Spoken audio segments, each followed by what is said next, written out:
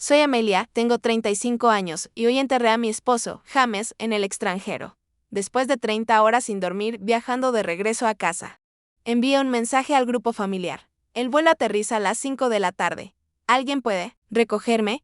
Mi hermano Troy respondió, estamos ocupados. Intenta con Uber. Mamá añadió, ¿por qué no planeaste mejor? Con los dedos temblorosos, escribí. No hay problema, mientras me derrumbaba en silencio por dentro. No, tenía idea de que, en pocas horas, mi familia estaría viendo mi tragedia desarrollarse en las noticias de la noche. Antes de continuar con esta historia, dime desde dónde la estás viendo en los comentarios. Dale me gusta y suscríbete si alguna vez te has sentido abandonado cuando más necesitabas a alguien. Antes de que el duelo reescribiera toda mi existencia, tenía lo que la mayoría llamaría una vida perfecta. James y yo nos conocimos en segundo año de universidad. Él derramó café sobre mi libro de economía. Insistió en comprarme uno nuevo y de alguna forma convirtió ese desastre en una cita para cenar. Nos casamos después de graduarnos y construimos juntos una hermosa vida en Portland. Yo trabajaba como directora de marketing mientras James prosperaba como ingeniero de software. Teníamos una acogedora casa de 2 pisos con un jardín al que dedicaba mi corazón cada primavera. James siempre bromeaba que mis tomates podrían ganar premios en la feria estatal si alguna vez los presentara. 10 años de matrimonio pasaron como un bello sueño. Viajábamos siempre que podíamos. Teníamos noches de juegos con amigos los jueves y ahorrábamos con disciplina para nuestro futuro. James y yo hablábamos de formar una familia pronto. Incluso habíamos convertido la habitación extra en una oficina en casa que fácilmente podría convertirse en una guardería cuando llegara el momento. Todo cambió el otoño pasado cuando a James le ofrecieron un contrato de 6 meses con una empresa tecnológica internacional en Singapur. Era la oportunidad de su vida, una que impulsaría su carrera enormemente y nos permitiría vivir juntos en el extranjero. Organicé trabajar de forma remota durante 3 meses, planeando dividir nuestro tiempo entre continentes. Estábamos muy emocionados por la aventura que nos esperaba. La noche antes de su partida, tuvimos una cena especial en casa. Recuerdo cada detalle. La música suave de fondo, las velas parpadeando sobre la mesa y la forma en que James me miró, cuando prometió que esta oportunidad haría nuestro futuro aún más brillante. 6 meses pasarán volando, me aseguró, entrelazando sus dedos con los míos. Y luego comenzaremos el siguiente capítulo. Hicimos videollamadas todos los días, durante los primeros 2 meses. Volé para visitarlo durante 3 semanas en las fiestas, y se sintió como una segunda luna de miel. Singapur era hermoso, vibrante y emocionante. James me mostró la ciudad. Me presentó a sus compañeros de trabajo y exploramos islas cercanas. Los fines de semana, todo parecía perfecto. Incluso comenzamos a hablar seriamente sobre intentar tener un bebé cuando terminara su contrato. Entonces llegó la llamada que destrozó mi mundo. Yo estaba de regreso en Portland cuando James se quejó de un dolor de cabeza muy fuerte durante nuestra videollamada matutina. Probablemente solo estrés, dijo. Masajeándose las sienes, se acerca un gran plazo de proyecto. 8 horas después, su compañero llamó desde el teléfono de James. Mi esposo se había desmayado durante una reunión y lo llevaron de urgencia al hospital. Reservé el primer vuelo disponible, pero cuando llegué 26 horas después, James ya estaba en coma. Aneurisma cerebral, explicaron los doctores. Realizaron una cirugía de emergencia. Pero el daño fue catastrófico. Durante 5 días, me senté junto a su cama, sosteniendo su mano, hablándole, rezando por un milagro que nunca llegó. James nunca recuperó la conciencia. Tenía solo 37 años. La pesadilla de enfrentar un sistema hospitalario extranjero sola fue abrumadora. Cada formulario era confuso. Cada conversación era torpe, mediada por aplicaciones de traducción e intérpretes hospitalarios apresurados. Llamaba a mi familia en casa todos los días, desesperada por apoyo emocional. Pero nuestras conversaciones eran breves. Estamos rezando por ti, decían antes de explicar por qué debían colgar. Mi madre preguntó si había pensado en comprar un seguro de viaje. Mi hermano Troy sugirió contratar un servicio local para que se encargara de las cosas y así pudiera regresar antes. Pero no podía dejar a James. No así, no en un país donde no conocía a nadie más que a sus compañeros de trabajo. Me quedé y manejé todo por mí misma. Los trámites para el certificado de defunción tomaron 3 días completos, y numerosas visitas a oficinas. Organizar un funeral en Singapur porque los costos de transportar su cuerpo a casa eran prohibitivos. Implicó navegar por costumbres y tradiciones desconocidas. El funeral fue pequeño, algunos de sus compañeros de trabajo, unos pocos expatriados, con quienes se había hecho amigo, y yo, sin familia, sin amigos de toda la vida. Mis padres dijeron que el vuelo era muy caro con tan poca anticipación. Mi hermano tenía obligaciones laborales críticas. Me quedé sola mientras bajaban a mi esposo a la tierra, a un mundo alejado de todos los que amábamos. La presión financiera fue aplastante. Nuestro seguro cubrió algunos gastos. Pero las pólizas internacionales tenían limitaciones que nunca pensé en revisar antes de que la tragedia ocurriera. Agoté nuestros ahorros y saturé las tarjetas de crédito para pagar todo. A pesar de todo, seguía informando a mi familia, con la esperanza de que alguien ofreciera más que breves condolencias o sugerencias prácticas. Mirando atrás, no debería haberme sorprendido la respuesta a mi mensaje del aeropuerto. Mi familia siempre había funcionado así. Cuando me gradué de la secundaria como la mejor alumna. Mis padres asistieron pero se fueron inmediatamente, después de mi discurso para llevar a mi hermano a su partido de béisbol. En mi graduación universitaria, llegaron tarde y se fueron temprano. Incluso en mi boda, mi madre pasó más tiempo preocupándose por Troy, que había llevado a la novia equivocada, que celebrando mi matrimonio. Pasé toda mi vida acomodando sus prioridades, justificando su comportamiento y diciéndome que la familia simplemente tenía formas diferentes de mostrar amor. Ahora, parada en la tumba de mi esposo, al otro lado del mundo, finalmente entendí que algunas personas simplemente no tienen la capacidad de poner a los demás primero, ni siquiera en momentos de necesidad desesperada. Después del funeral, comenzó una pesadilla completamente nueva. La burocracia de Singapur requería múltiples copias certificadas del certificado de defunción, cada una necesitando autenticación en diferentes oficinas gubernamentales repartidas por la ciudad. Pasé 3 días yendo de un edificio a otro bajo el calor tropical, haciendo largas filas interminables y tratando de explicar mi situación con palabras ahogadas por el dolor. Cada noche me derrumbaba en nuestro apartamento alquilado, rodeada de la ropa de James que aún olía a él.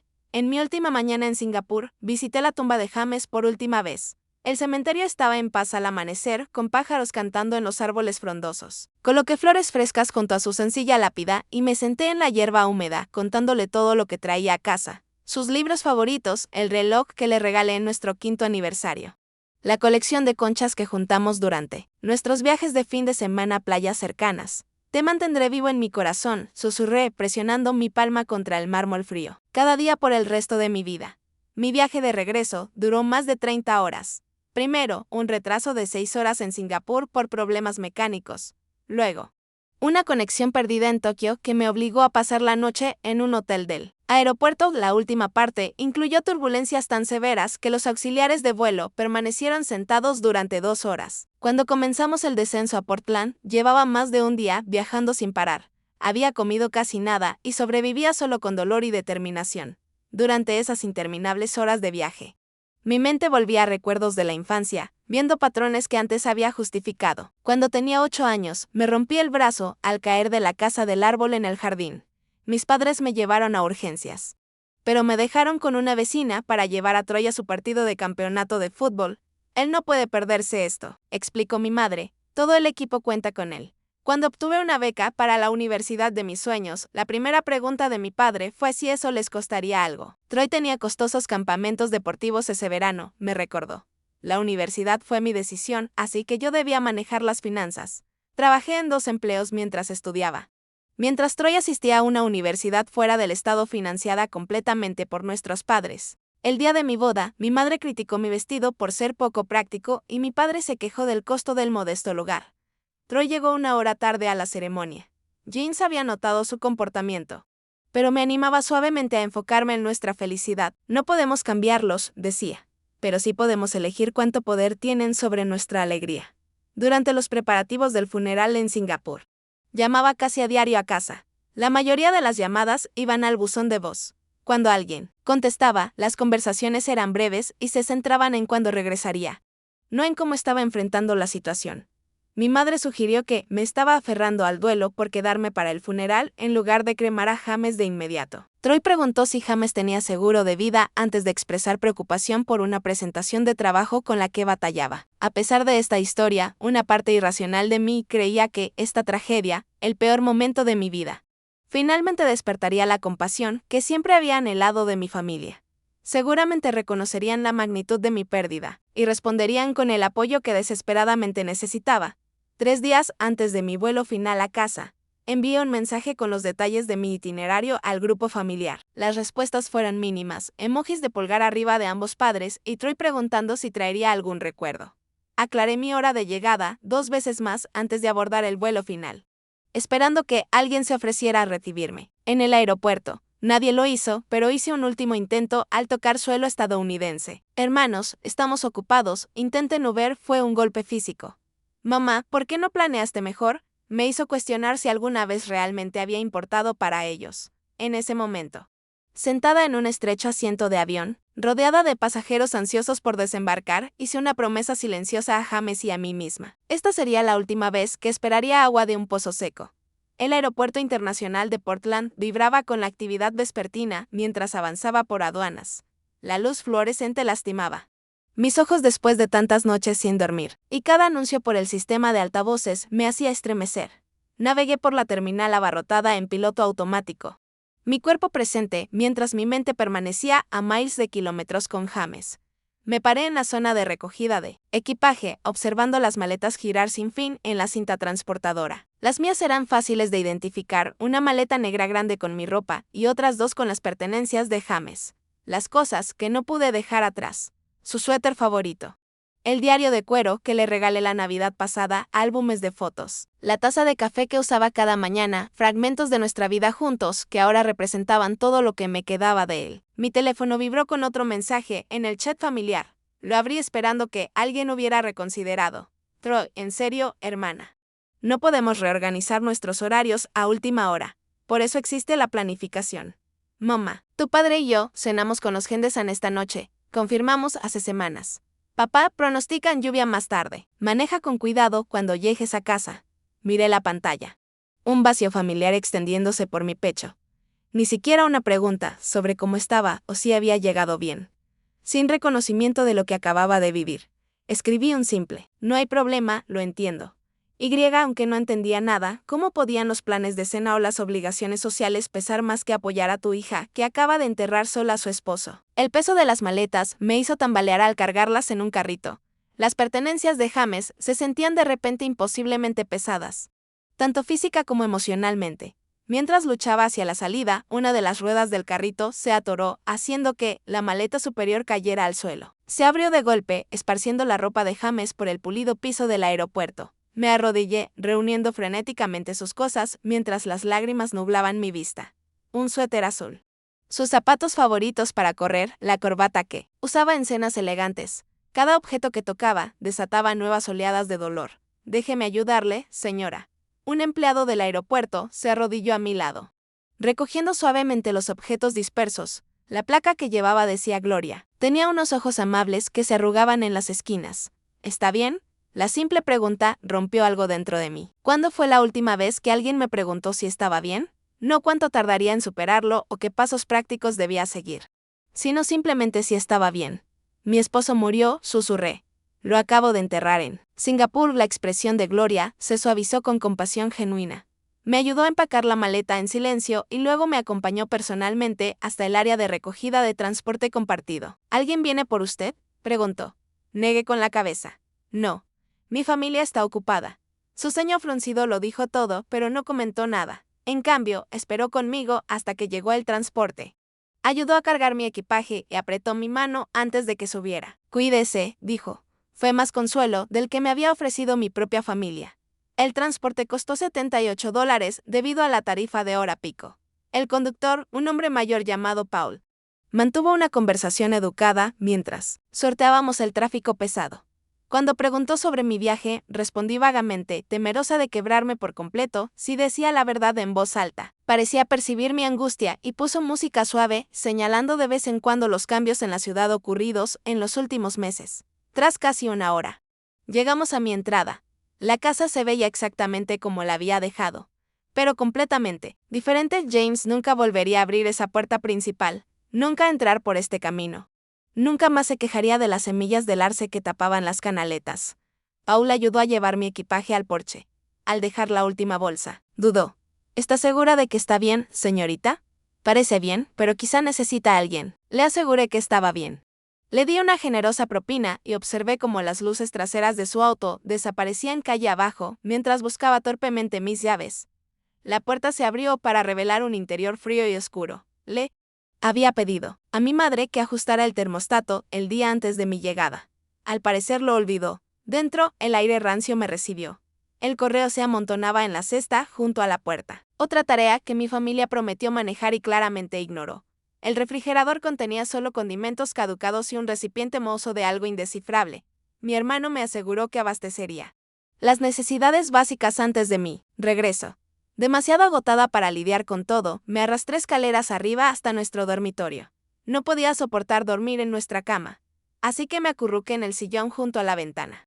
Aún con el abrigo puesto porque la casa estaba tan fría, rodeada de fotografías de tiempos más felices, finalmente me permití derrumbarme por completo. Me desperté horas después, desorientada y temblando. La casa estaba silenciosa de una manera que nunca fue cuando James vivía. No había pasos en el pasillo, ni el gorgoteo de la cafetera abajo, ni el tarareo desafinado de la ducha, solo vacío, y el ocasional crujido de la madera sentándose. La puerta del armario de James estaba entreabierta, mostrando la ropa que había dejado. Mi familia prometió organizar sus pertenencias para facilitar mi regreso. Dentro, encontré todo intacto. Sus zapatos alineados con precisión como los había dejado. Su camisa de franela favorita seguía colgada en el gancho donde la había puesto la mañana que partió a Singapur. Cada objeto exactamente en el mismo lugar que hace 6 meses, preservado como un museo de la vida que tuvimos. Me desplomé en el suelo del armario, abrazando su camisa, buscando desesperadamente algún rastro de su aroma. No había nada. Solo algodón limpio y un leve olor a humedad de un espacio cerrado demasiado tiempo. Había llevado pedazos de él a través del océano solo para descubrir que los que dejé atrás ya no se sentían como él en absoluto. La mañana llegó con un extraño gorgoteo proveniente de abajo, rígida por haber dormido en él. Sillón, bajé a investigar. El ruido se hizo más fuerte al acercarme a la cocina. Y al encender la luz, jadeé horrorizada. Agua caía de una gran grieta en el techo, deslizándose por las paredes y acumulándose en el suelo de baldosas. La temperatura en la casa había bajado aún más durante la noche y podía ver mi aliento nublarse frente a mi rostro. Caminé chapoteando por 3 pulgadas de agua helada para llegar al armario de servicios, donde estaba la válvula principal de cierre del agua. La rueda metálica estaba tan fría que quemaba mis dedos. Mientras luchaba por girarla, tras varios intentos, finalmente el flujo de agua se detuvo, pero el daño ya era extenso. El agua se había filtrado bajo los pisos de madera del comedor, haciéndolos levantarse y deformarse. La pared seca de la cocina se hundía peligrosamente y el agua goteaba de las lámparas, creando una situación eléctrica peligrosa. La tubería debía haberse congelado y reventado durante la reciente ola de frío, si alguien hubiera mantenido la calefacción adecuada en la casa como prometió. Esto nunca habría ocurrido. Me quedé en mi cocina inundada, mirando la destrucción, sintiéndome extrañamente desconectada. Después de todo lo demás, esto casi parecía cómico. Por supuesto, mi regreso a casa incluiría una casa inundada. Afuera, la temperatura caía rápidamente mientras se acercaba otra tormenta invernal. Según las notificaciones en mi teléfono, las noticias locales llevaban días avisándolo. Mi familia debió saber del pronóstico cuando me sugirieron manejar con cuidado. Sin embargo, nadie pensó en asegurarse de que la casa estuviera preparada para el invierno calentada adecuadamente. Llamé a un plomero de emergencia, pero me dijeron que estaban saturados por días debido a problemas similares en toda la ciudad. Estamos viendo el martes como la fecha más cercana, explicó la despachadora con disculpas. La tormenta tiene a todos llamando por tuberías rotas. Mi siguiente llamada fue a mi hermano. Troy contestó al cuarto timbrazo con voz distraída. Hola, no puedo hablar ahora. Me estoy preparando para esa cena con los Wilson que mencioné. La casa está inundada. Dije sin rodeos. Se reventó una tubería. Hay agua por todas partes y el plomero no puede venir hasta el martes. Eso apesta, respondió Troy, sonando más molesto que preocupado. ¿Probaste con otros plomeros? Tal vez revisa la lista de Angie o algo así. Troy, acabo de regresar de enterrar a mi esposo. He estado viajando por más de un día seguido. No puedo quedarme aquí. Hay agua en las lámparas y no hay calefacción. ¿Podría quedarme contigo hasta que esto se arregle? El silencio que siguió me dijo todo antes de que hablara. En realidad, esta noche es muy mala fecha. Lisa y yo tenemos a los Wilsons en casa. Clientes. He estado tratando de concretar esto por meses y nuestra habitación de huéspedes está llena de los materiales de manualidades de Lisa ahora mismo. ¿Has llamado a mamá y papá? Terminé esa llamada e intenté con mis padres. Mi madre contestó, con excusas inmediatas. Oh, querida, Sabes que, normalmente diríamos que sí, pero el club de bridge se reúne aquí mañana y hemos pasado todo el día preparando. Además, a tu padre le ha estado doliendo la espalda. Simplemente no podemos atender visitas ahora. ¿Qué tal un hotel? Deberías tener seguro para estas cosas, para entonces. No había comido una comida decente en más de 24 horas.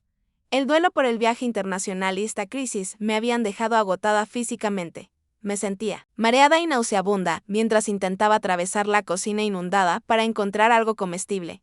La luz parpadeaba ominosamente mientras la tormenta afuera se intensificaba. Logré encontrar un paquete de galletas duras en un armario y las comí mecánicamente mientras estaba de pie en el agua que ya había empapado mis zapatos y calcetines.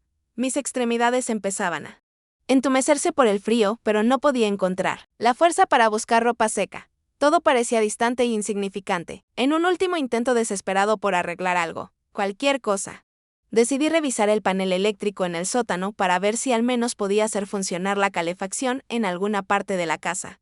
Las escaleras del sótano estaban resbalosas por el agua y me agarré con fuerza del pasamanos mientras bajaba. El espacio húmedo estaba parcialmente inundado con el agua, llegando hasta mis tobillos. Chapoteé hacia el panel eléctrico en la pared del fondo, usando la linterna de mi teléfono para guiarme. Al alcanzar la puerta del panel, mi pie resbaló sobre el concreto mojado. Caí hacia adelante, instintivamente apoyando la mano contra la caja metálica. Una descarga eléctrica aguda atravesó mi brazo. Arrojándome hacia atrás, mi cabeza golpeó algo duro al caer y por un momento todo se volvió oscuro. Recobré el sentido en el suelo del sótano, desorientada y temblando violentamente. Mi brazo derecho hormigueaba dolorosamente por la descarga eléctrica y algo cálido resbalaba por un lado de mi rostro.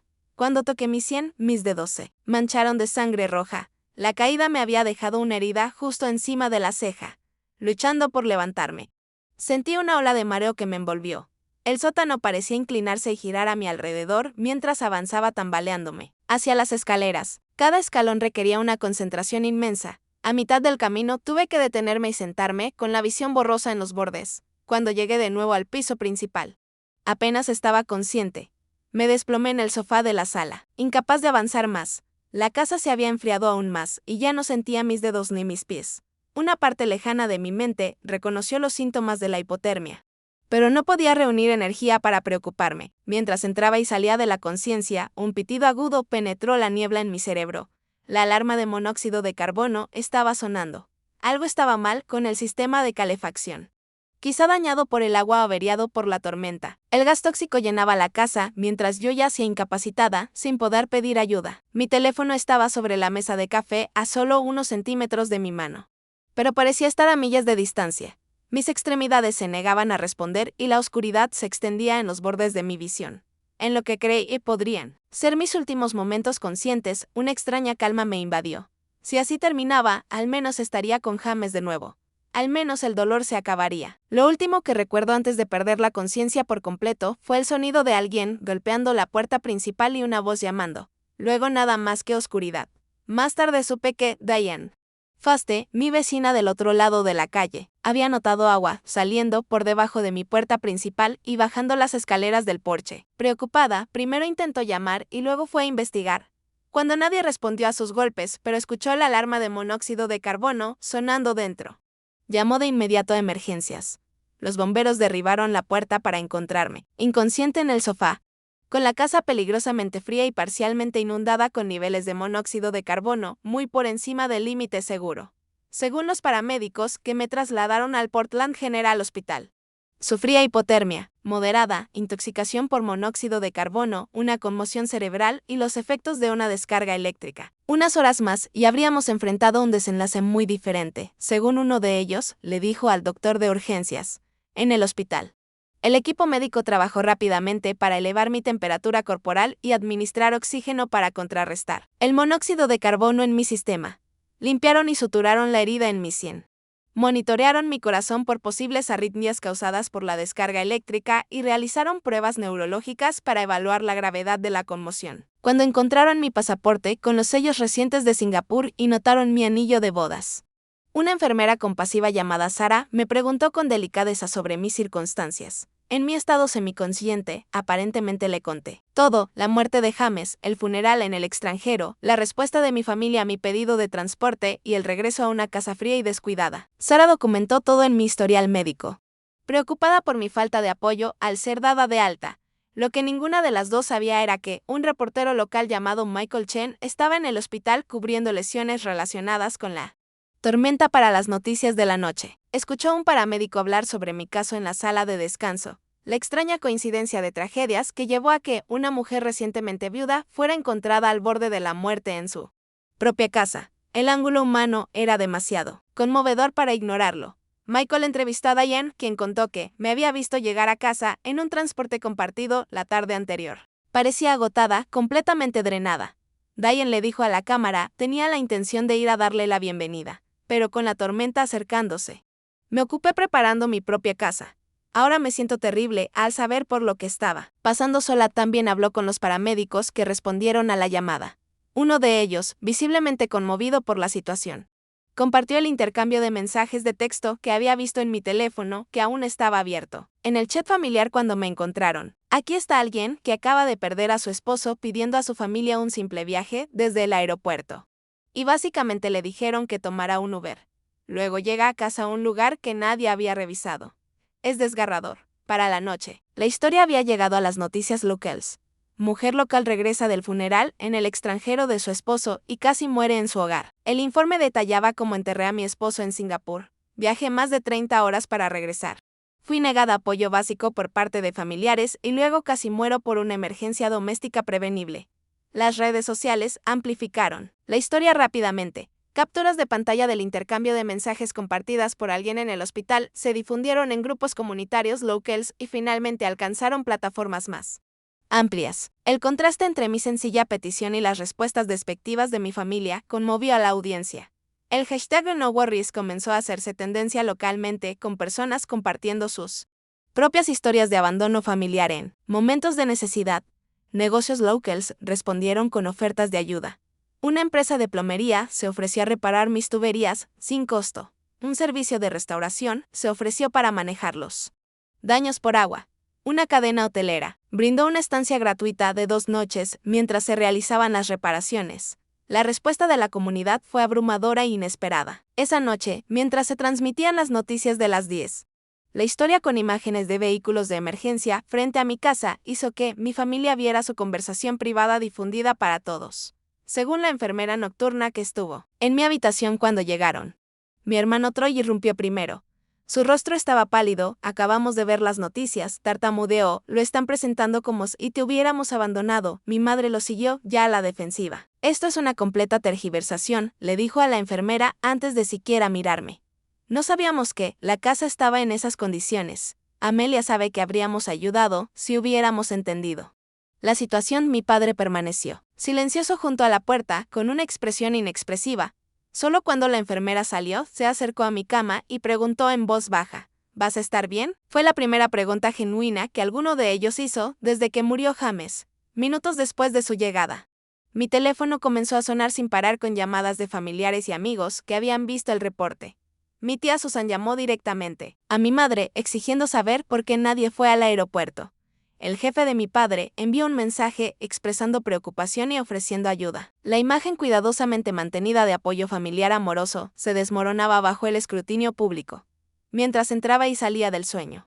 Los oía en el pasillo fuera de mi habitación, discutiendo en voz baja cómo arreglar la situación. Troy insistía en que debían adelantarse a la historia antes de que dañara su reputación profesional. Mi madre se preocupaba por lo que pensaría su club de bridge. Mi padre sugirió simplemente mudarme a su casa cuando me dieran de alta para mostrar a todos que les importaba. En ninguna de sus discusiones escuché remordimiento genuino ni preocupación por mi bienestar. Todo era apariencias, control de daños y su propia incomodidad. Incluso en esta crisis, no pudieron ver más allá de sí mismos. Cuando la trabajadora social del hospital llegó para hablar del plan de alta, trajo noticias de que el apoyo comunitario seguía creciendo. Un grupo local de apoyo al duelo se había puesto en contacto ofreciendo servicios de consejería. Un servicio de entrega de comidas donó 2 semanas de alimentos preparados. Varios vecinos se ofrecieron para ayudar con tareas domésticas durante mi recuperación. Tienes opciones, me aseguró la trabajadora social, no tienes que estar con Tu familia si eso no es lo que deseas. Fue la primera vez que alguien reconoció que tenía una elección. Que no estaba obligada a aceptar ayuda envuelta en obligaciones e intereses propios solo porque viniera de parientes de sangre, mientras mi familia se agolpaba ansiosa, esperando implementar su plan de control de daños. Cerré los ojos y pensé en James. Él siempre me animó a defenderme frente a mi familia. Tu valor no depende de que ellos lo vean, solía decir. Ahora, acostada en una cama de hospital, después de casi morir sola en nuestro hogar, finalmente entendí lo que quería decir. Al amanecer, mi condición se había estabilizado lo suficiente para periodos más largos de conciencia. La habitación del hospital se sentía abarrotada con la presencia de mi familia. Habían hecho turnos durante la noche, asegurándose de que alguien siempre estuviera visible a mi lado, especialmente cuando el personal médico entraba.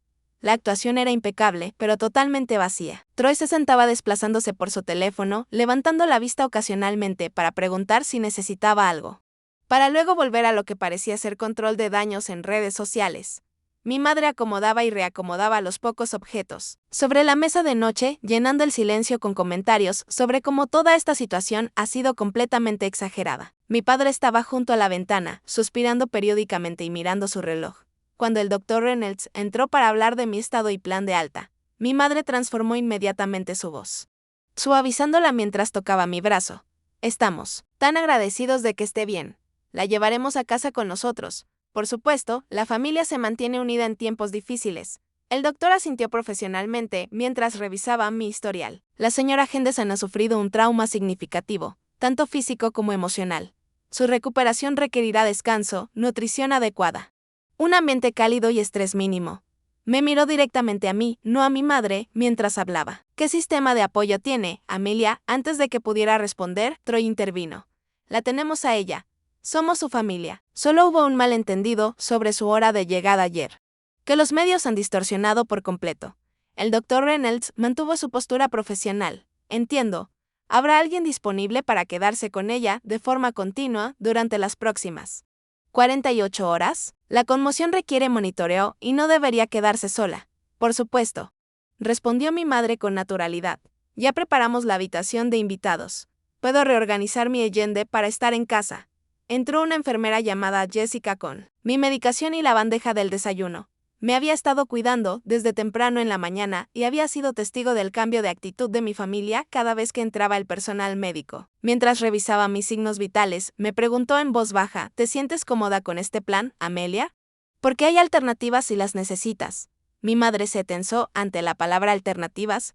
Ella viene a casa con su familia, ¿dónde pertenece? Y Jessica me miró fijamente, ignorando la intervención de mi madre. La decisión es tuya, dijo simplemente. En ese momento, algo cambió dentro de mí. La decisión era mía. No lo que hiciera quedar bien a mi familia, no lo que preservara su estatus social, sino lo que yo realmente necesitaba. Respiré profundo. Me gustaría conocer las alternativas, dije. Mi voz fue más fuerte que en semanas. El cuarto quedó en silencio. Troy dejó de escribir a mitad de mensaje. La boca de mi madre se abrió y cerró sin emitir sonido. Mi padre se volvió de la ventana con el ceño fruncido. Amelia, finalmente logró decir mi madre. No puedes estar hablando en serio, después de todo lo que hemos hecho. ¿Qué exactamente han hecho? La pregunta se escapó, antes de que pudiera reconsiderar. Pero una vez dicha, no pude retractarme, ni quise hacerlo. Cuando James moría, ustedes estaban demasiado ocupados para venir. Cuando lo enterré sola, dijeron que los vuelos eran muy caros. Cuando necesité un transporte desde el aeropuerto, tras 30 horas de viaje, sugirieron Uber. Cuando llamé por la tubería rota, priorizaron el club de bridge y las cenas de negocios. Mi voz se mantuvo calma, factual, más que acusatoria. Así que, por favor, díganme qué han hecho para tener derecho a controlar mi recuperación ahora que la gente está viendo. Troy se levantó de repente. Eso es completamente injusto. No sabíamos lo grave que era. Interrumpí, ninguno de ustedes me preguntó cómo estaba realmente. Ninguno ofreció ayuda genuina sin excusas. No necesitaban verme en las noticias para saber que estaba de duelo y sola. Eligieron no verlo. El rostro de mi madre se sonrojó de indignación. Siempre te hemos apoyado, Amelia. Quizás no como querías. Pero las familias no pueden dejar todo por cada crisis. Tus expectativas son simplemente poco realistas. ¿Necesitar un transporte desde el aeropuerto tras enterrar a mi esposo es una expectativa poco realista? Pregunté en voz baja, esperar que alguien hubiera verificado que la calefacción funcionaba en mi casa durante el invierno era pedir demasiado. Somos gente ocupada, insistió Troy. No podemos recordar cada pequeño detalle, repetí. Dejando las palabras suspendidas, como si tu hermana recién viuda pudiera morir de frío en su propia casa. Finalmente, habló mi padre, con voz apagada. Amelia, entendemos que estás molesta. El duelo puede hacer que las personas digan cosas que no sienten. Cuando tengas la mente más clara. Estoy pensando más claro que, en años le interrumpí. Por primera vez veo la dinámica familiar sin excusas. Veo que he pasado toda mi vida aceptando migajas de atención y convenciéndome de que era un banquete. Jessica había permanecido en la habitación organizando mi medicación en silencio. Su presencia me dio fuerza para continuar. No los odio, dije, mirando a cada uno. Ni siquiera los culpo por ser quienes son. Pero ya no fingiré que pueden darme lo que necesito ahora, ni que lo harían si pudieran. Entonces, ¿qué dices?, preguntó mi madre. Exigente, prefieres quedarte con extraños antes que con tu propia familia. Digo que elijo priorizar mi sanación sobre mantener la imagen familiar. Elijo rodearme de apoyo genuino en lugar de obligaciones disfrazadas de cuidado. Entró la trabajadora social.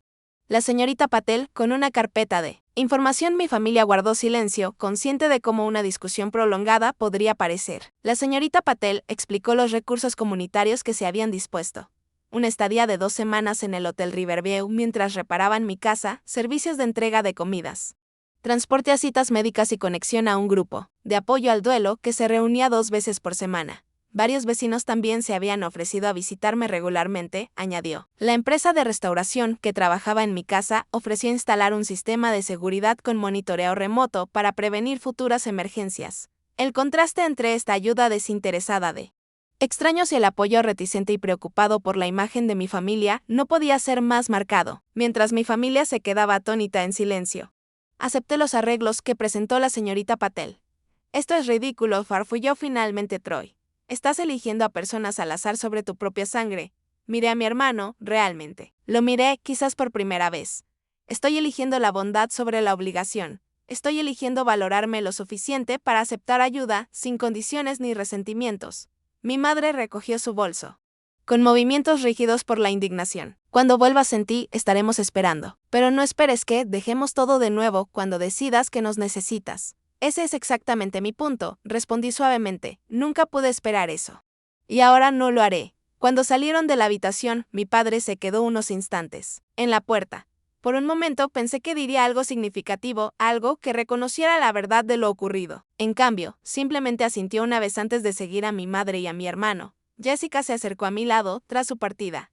Eso requirió un valor increíble, dijo, acomodando mis almohadas.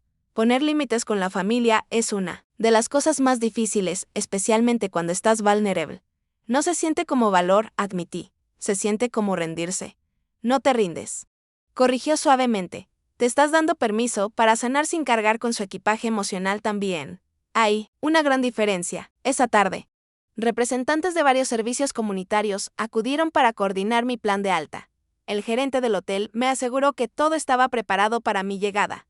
La empresa de restauración me mostró fotos del trabajo inicial que habían realizado para evitar más daños en mi casa. El coordinador del servicio de comidas discutió mis preferencias dietéticas y los horarios de entrega. Cada interacción reforzaba lo que Jessica había dicho, no se trataba de rechazar a la familia, sino de aceptar apoyo genuino, sin tener que ganarlo o disculparse por necesitarlo.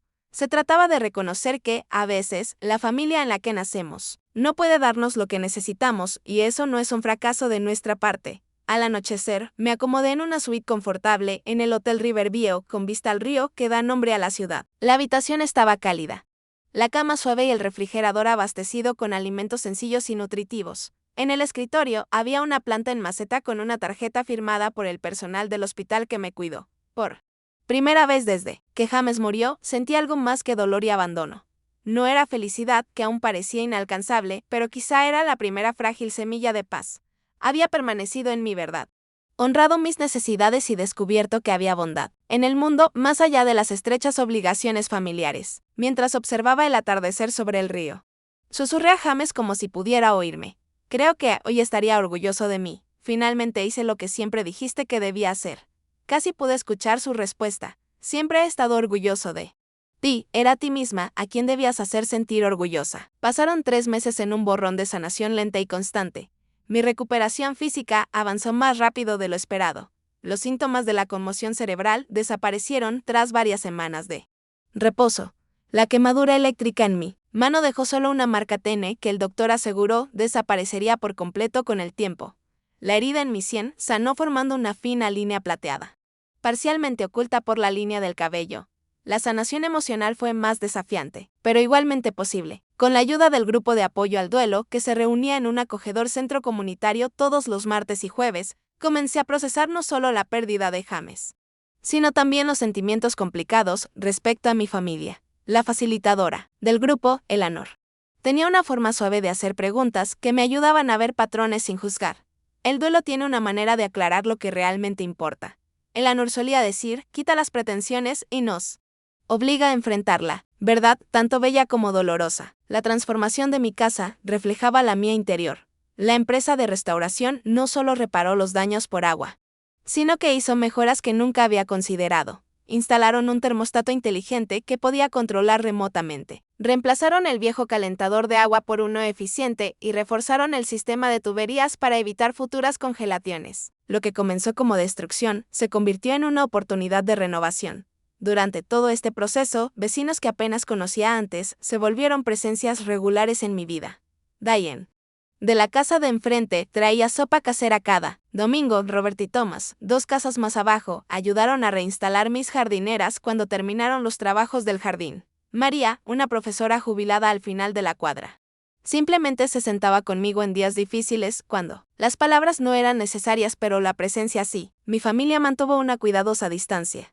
Llegaban mensajes ocasionales por texto, superficiales y agradables, pero sin ningún reconocimiento de la confrontación en la habitación del hospital. Mi madre envió una tarjeta genérica de Pensando en ti, firmada por los 3. Troy llamó una vez, aparentemente para verme, pero en realidad para mencionar que sus clientes habían visto la noticia y quería aclarar cualquier malentendido. Mi padre envió un correo con enlaces sobre seguros de hogar, su única concesión de que algo significativo había ocurrido. Respondí educada pero brevemente a cada contacto, sin esperar ya una conexión o comprensión más profunda. El límite que establecí en el hospital se mantuvo firme, no como castigo, sino como protección para mi corazón en proceso de sanación. No podía permitirme agotar mis limitados recursos emocionales en relaciones que constantemente daban menos de lo que tomaban. 6 meses después de la muerte de James, creé la beca conmemorativa James Henderson para educación internacional en nuestra alma mater. Usando los fondos del seguro de vida que finalmente se habían procesado, establecí un fondo que ayudaría a estudiantes a estudiar en el extranjero con sistemas de apoyo de emergencia incluidos. La beca cubría específicamente viajes de emergencia para familiares y fondos de contingencia para situaciones inesperadas. Justo lo que me faltó cuando la crisis golpeó al otro lado del mundo. Trabajar en los detalles de la beca me dio un propósito durante las horas más oscuras del duelo. Cada provisión que incluí reflejaba una lección aprendida a través de experiencias dolorosas. Cada salvaguarda representaba una dificultad que futuros estudiantes y sus familias podrían evitar. James siempre valoró la educación y las oportunidades. Esto parecía la manera perfecta de honrar su memoria, transformando mi dolor en algo significativo de lo que hubiera sido nuestro 11º aniversario. Organicé una pequeña reunión en mi casa reconstruida para anunciar al primer beneficiario de la beca. Amigos cercanos que me apoyaron en todo se unieron a la celebración, junto con nuevos amigos que hice durante mi proceso de recuperación. Mi familia recibió invitaciones, pero enviaron disculpas alegando compromisos previos. Mientras entregaba el certificado de la beca a Angela, una estudiante de 3er año con grandes sueños de estudiar en Japón. Sentí la presencia de James más fuerte que desde su muerte, no como un fantasma o visita sobrenatural, sino como el impacto duradero del amor que compartimos. Su influencia permanecía en cómo enfrentaba los desafíos, en mi capacidad de resiliencia y en mi habilidad para crear sentido a partir del sufrimiento. Esta beca existe por un gran amor y una profunda pérdida, dije al pequeño público reunido en mi sala. Pero también por una lección inesperada. La familia puede encontrarse en los lugares más sorprendentes, formada no necesariamente por la sangre, sino por quienes aparecen cuando más importa estar presente. La semana siguiente recibí una carta de mi padre. Una carta escrita a mano. Algo que nunca antes me había enviado. A diferencia de las comunicaciones superficiales de meses anteriores, esta contenía algo raro, reflexión. He estado pensando en lo que ocurrió después de que regresaste de Singapur, escribió. Aunque tu madre y tu hermano quizás nunca lo vean claramente, quiero que sepas que reconozco nuestro fracaso, no solo en asuntos prácticos como los viajes al aeropuerto o el mantenimiento de la casa, sino en la obligación más profunda de brindar consuelo en tus horas más oscuras. No tengo excusas que ofrecer. Solo un reconocimiento tardío e insuficiente. El hombre con quien te casaste estaría orgulloso de la mujer en la que te has convertido. En su ausencia, quizá algún día, si estás dispuesta, encontremos un camino hacia adelante, no como fuimos, sino como podríamos ser. No respondí de inmediato. La carta requería contemplación. No reacción. La comenté con mi terapeuta, quien me había estado ayudando a navegar el duelo y las dinámicas familiares durante varios meses. ¿Qué quieres de la relación con tu padre?, me preguntó. No lo que crees que deberías querer o lo ¿qué podría hacerlo sentir mejor, sino lo que realmente serviría a tu bienestar? La pregunta se quedó conmigo días enteros. Finalmente, respondí con límites y expectativas claramente establecidas. Mostré disposición para almuerzos ocasionales. Solo nosotros dos, con el entendimiento de que esos encuentros serían exploratorios, no obligatorios. No regresaría a reuniones familiares ni celebraciones navideñas en el futuro inmediato. Cualquier relación que continuara estaría basada en respeto mutuo y conexión genuina, no en actuaciones u obligaciones. Para mi sorpresa, aceptó esos términos sin discutir. Nuestro primer almuerzo fue incómodo pero civilizado. El segundo, un poco menos. Para el tercero, habíamos encontrado un ritmo cuidadoso de conversación que reconocía nuestro pasado sin ser definido por él. No era el vínculo cercano con un padre que algunos podrían envidiar, pero era auténtico de una manera que nuestra relación anterior nunca había sido.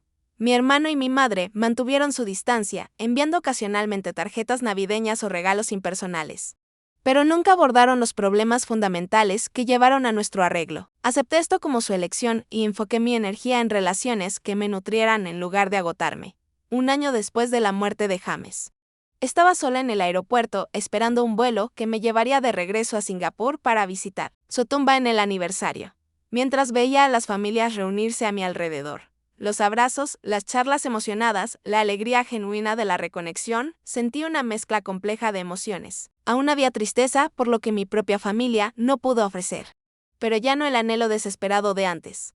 Había aprendido que la familia puede ser creada y elegida, que el apoyo puede venir de fuentes inesperadas, que los límites no son muros, sino filtros saludables que permiten el bien mientras mantienen el daño a raya. Lo más importante, había aprendido que mi valor no depende de la capacidad de otros para reconocerlo. Al abordar el avión, pensé en lo diferente que sentía este viaje comparado con mi regreso un año antes. Entonces estaba rota por el duelo y el abandono, desesperada por conexión y apoyo que nunca llegaron.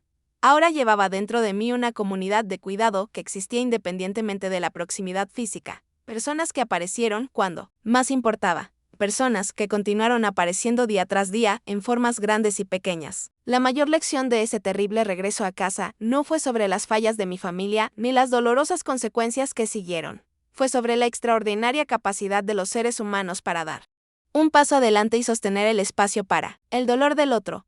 Sobre el poder sanador de ser verdaderamente visto en tus momentos más oscuros, sobre la familia que creamos cuando aquella en la que nacimos no puede satisfacer nuestras necesidades. Si alguna vez te has sentido abandonado cuando más necesitabas apoyo, por favor sabe que no estás solo. Tu valor no depende de la capacidad de otros para reconocerlo. A veces, las personas que esperamos estén ahí para nosotros simplemente no pueden darnos lo que necesitamos debido a sus propias limitaciones, no por falta de nuestro valor.